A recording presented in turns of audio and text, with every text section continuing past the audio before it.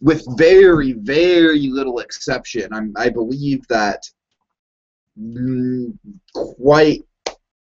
that really pretty much nothing on an individual episode basis from the Twilight Zone, of course, besides Rod Serling himself, really gets carried over into other episodes. Again, am I wrong about that? It's been a while. Like, do we see, like, Talking Tina pop up in another episode or, you know, something like that? Do we see a Terror at 30,000 Feet sequel? I don't know. You know, like I said, I'm not that read up on Twilight Zone season by season. I mean, mostly because I blame these bizarre DVD packagings, because it's like, let's see, even on the first disc, they're just like, okay, we have an episode from December 1960, and then January 1961, and January 1962. So it's like, for real? It's like, literally with this one disc, they have like 3 episodes from 3 separate years. It's like, I really don't get the logic in that. And like I said, there are like literally 50 of these volumes, and that was before the Twilight Zone ever came out on DVD. So, oh god. So yeah, needless to say, I love the Twilight Zone to death. It's one of my top shows, easily right up there with something like Breaking Bad or Lost. You know, it stood the test of time. There's just so many incredible episodes under its belt, such a big permanent mark on pop culture. Rod Serling is just a beast. So with that in mind, everyone, let's kind of jump right into it and take a look at episode number 47 of the Twilight Zone, entitled The Night of the Meek. This aired on December 23rd, 1960, and was directed by Jack Smite. It stars Art Carney as Henry. It stars Art Carney as basically Santa Claus. I forget what his actual. Let's see, Henry something other. Henry Corwin. Sorry about that. But God, Art Carney just so embodies Santa Claus the whole episode that it's just hard to just not call his character Santa Claus. And then for any Disney nerds out there, we've got a Disney voice actor in this episode. Oh yeah, yes we do. Yes we do. We have Mr. John Fielder, Piglet himself, who is playing Mr. Dundee, the very unreasonable boss of Henry Henry Corwin, because, you know, this guy, I don't know, it's basically, we get established right away in this mall, you know, it's like everyone's waiting for Santa. We get a nice kind of tracking shot. Like, I was impressed overall through the cinematography in this whole thing. Just let me say that right there, because it really did kind of take on this sort of magical feel to it. Just, I don't know, it's just the black and white, the camera movements, the way that they chose to frame the actors. It looked beautiful, so I'll give it that compliment right there. So everyone at the department store is kind of in a panic because Santa's not there. And lo and behold, we see that Santa is at a bar. He's had 6 drinks and a sandwich, and, you know, it's 6:30, so he needs to start going and heading back to the mall, but not before a bunch of little kids kind of intersect him at the bar, and they're just pounding on the windows. And I love this whole idea in this episode that it's like Night of the Meek. To me, the title kind of refers to both, and Rod Serling definitely gets into this with his closing narration, which I have all written down, of course. But to me, the Night of the Meek represents both meek in terms of like people like Henry Corwin, who, you know, Henry Corwin is so down on his luck, you know, that he's basically unemployed 90% of the time. The only job he can get is as a mall store Santa, and he's treated like shit at being a mall store Santa. So, and he has this freaking amazing monologue about why he's a drunk. Let me see if I can actually pull that up. But in the meantime, yeah. So, and then there's just this other really sad moment where where the Santa, where Henry's reaching for a bottle, trying to do it like all inconspicuously as he's leaving, and the bartender is just like, Santa, if I catch you doing that again, I'll break both your hands or something like that, you know. So it's like nobody likes this guy, you know. That's definitely a point that we're getting right away. Although, one of the things that we can see right away with this character is that he is fantastic with kids. The kids absolutely gravitate towards him, and Art Carney just delivers just such a warm performance interacting with these kids in the special, because, you know, because as the guy, as his character, he is so down on his luck. Like, his life is essentially fucked. His life is literally in the gutter. And so with his whole character, it's all about just the need to spread joy on Christmas Eve, and it's really touching, I must say. It's really touching. So, okay, so anyways, let's see. Santa shows back up at the mall, and he turns on a train for the kids. Of course, another trope here. We got to have a cool looking train at some point. Oh yeah. But Piglet's not too happy about that. In fact, Piglet's pissed because Piglet wants Mr. Santa Claus to be up there and entertaining the kids and whatnot. And, you know, Piglet can tell right away that Santa's been drinking and he's got a nose like Rudolph. And so, oh boy, this scene kind of reminded me of the famous Banks song scene from Saving Mr. Banks, where, you know, where he's drunk off his ass about to do the business proposal at the fairgrounds. Oh man, I've talked about that as my favorite scene in Saving Mr. Banks multiple times. And so yeah, I don't know, it's just, there's something about just the drama and pathos of a man who's clearly at the end of his rope, but a man who also just does not mean harm at all to anyone. And so, you know, and so we get this pretty heartbreaking scene of you know, a kid. I don't know, I must say he's kind of a little bit of a douchebag because he doesn't even want to go over to Santa. You know, I think I'd like to say he doesn't want to go over to Santa because he spells the alcohol, but really the way they played it, it looked more like just one of those older kids who's just like, you're not Santa, yeah. But you know, so basically Santa, he just tumbles over, and this goes into essentially the big emotional breakdown of the episode. No, I don't have it on IMDb, unfortunately. That's a shame. But essentially, you know, Piglet, he's getting all pissed off, you know, and he's seeing this go down, and he basically wants Henry out of the store. But Henry, he gives this huge speech about why he drinks and how it's just to numb up the pain, and, you know, and he's not like trying to make an excuse out of it. He's trying to just merely explain himself. In fact, he feels genuinely bad about anything that he does that messes with this illusion of Santa Claus that he's trying to put in front of the kids.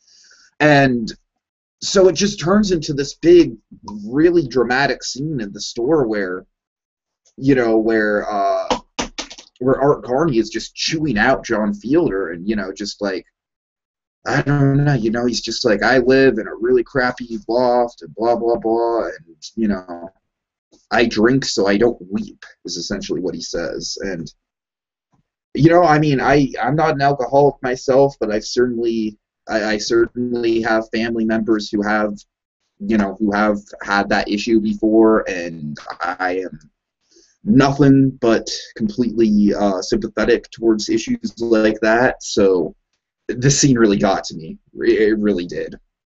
This is just the great thing about this special, is that you feel just so genuinely bad for this guy, and then you feel so uplifted at the end. But anyways, you know, it seems like even after all his ranting, the kids are still understanding. You know, they're kind of gathering around him a little bit. But then Santa, he goes up to the bar and he knocks on the window. The bartender kind of shoos him away. And, Santa's just kind of at the end of his rope. He's kind of just wandering around, and hears he hears some sleigh bells, and then he goes into an alley, and a cat jumps onto a sack, and the sack falls down, and lo and behold, wouldn't you know it, by the looks of it, it looks to be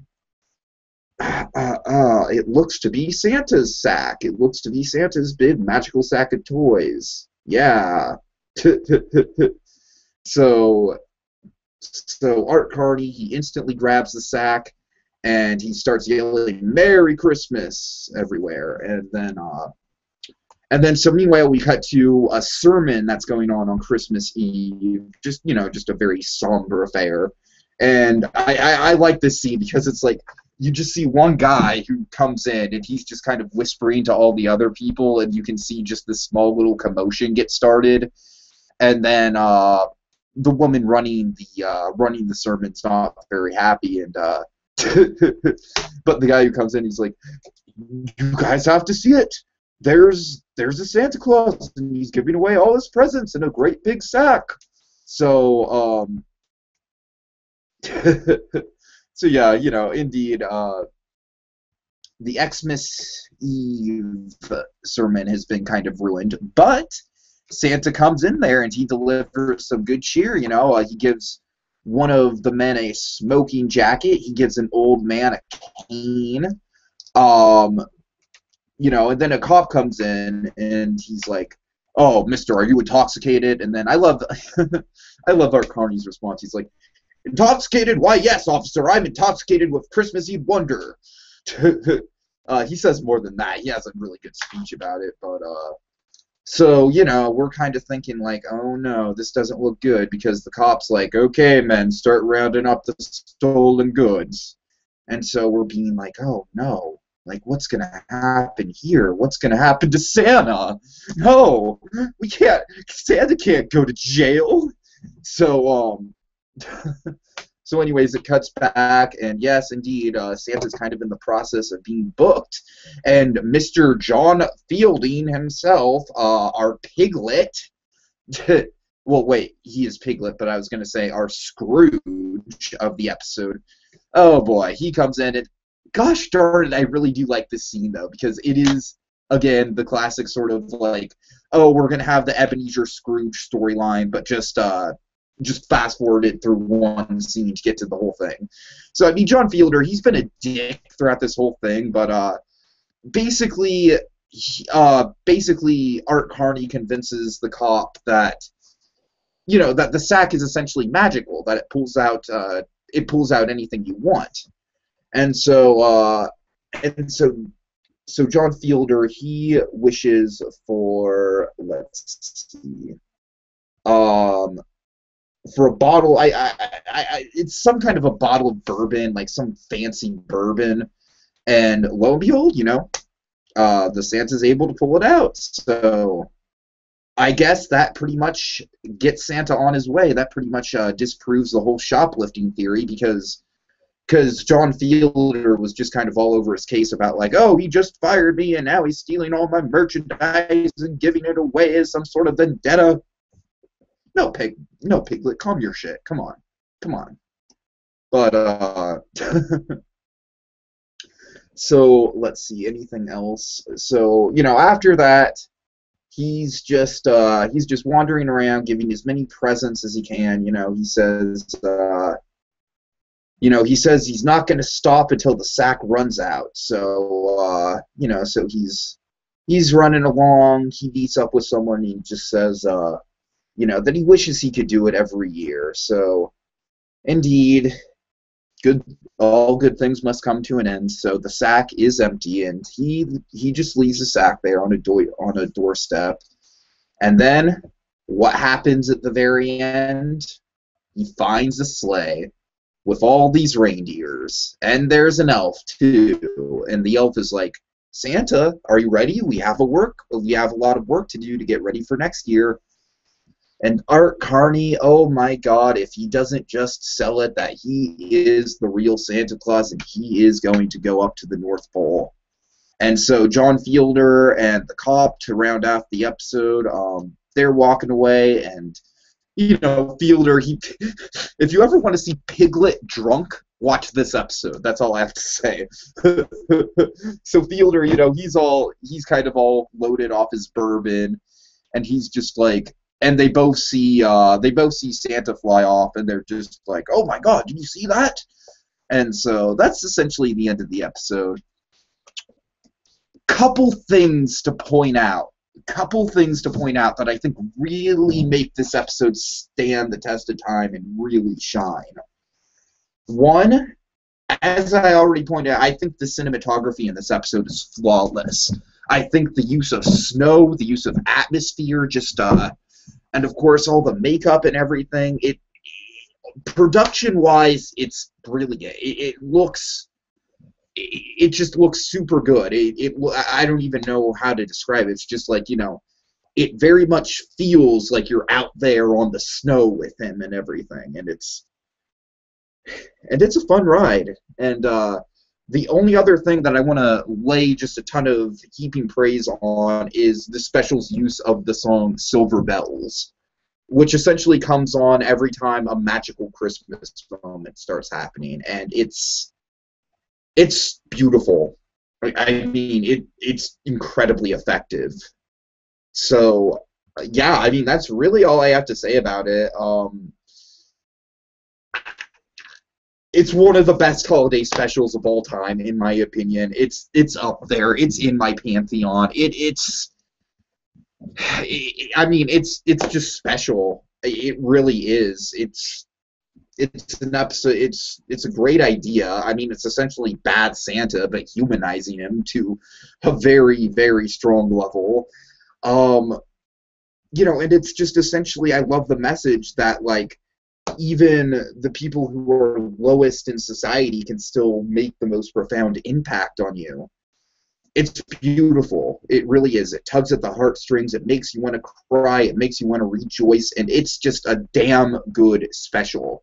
It's up on YouTube. I highly recommend you watch it if you haven't seen it by now, because, I mean, it's powerful. Like I said, it is one of the big ones. Just one of the big ones, for sure. For sure.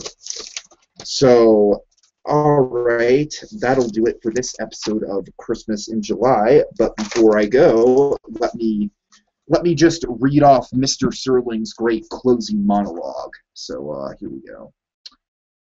A word to the wise and all the children of the 20th century, whether their concern be pediatrics or geriatrics, whether they crawl on hands and knees and wear diapers, or walk with a cane and comb their beards. There's a wondrous magic to Christmas, and there's a special power preserved for the little people. In short, there's nothing mightier than the meek. So again, I love this whole idea. I love the concept. It's brilliant, man. This is. I must admit, I haven't really watched this all that much. I mean, I did watch it when I first got that DVD I showed you, and it certainly did stick out to me. But holy crap! I mean, just seeing it like this, it's a doozy, man. It really is. I mean, it'll get to you. It's like, I'm not going to say it's like just outright tragic or anything like that, because no, it's not at all. It's very uplifting. But but I don't know. At the same time, it's just so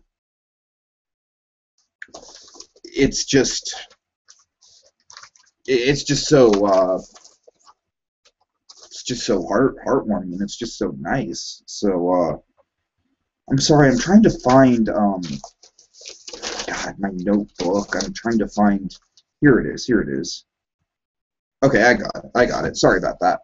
So that is Twilight Zone, Night of the Meek. Like I said, I can't really hype it up enough. It's a great special. I'm kind of disappointed I didn't get anyone else to do it with me. Come on, Monkey, why didn't you review this with me? It's awesome. But anyways, next episode of Christmas in July. Tomorrow night, me and Blue Dragon 5 are going to be doing a doubleheader of Seth MacFarlane. And we are going to be diving into the not one, but two Christmas-related episodes of Family Guy. We've got the classic No Paper Towels episode of Family Guy entitled A Very Freaky Family Guy Christmas. And then we've got The Road to the North Pole, which I'm not even sure I've seen. So Blue Dragon 5, he's very much a MacFarlane expert, so looking forward to having him back on the show after a couple days of hiatus.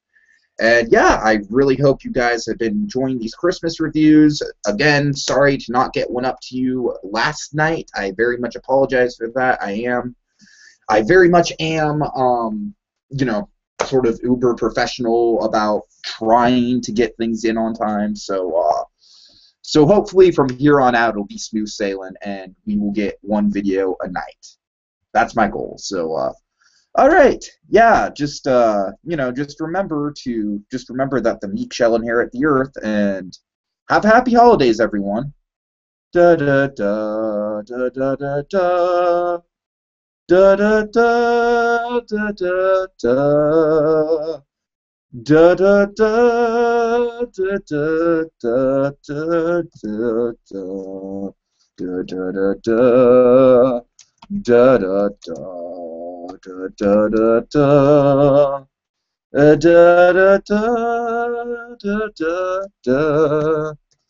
da da da da da da da da da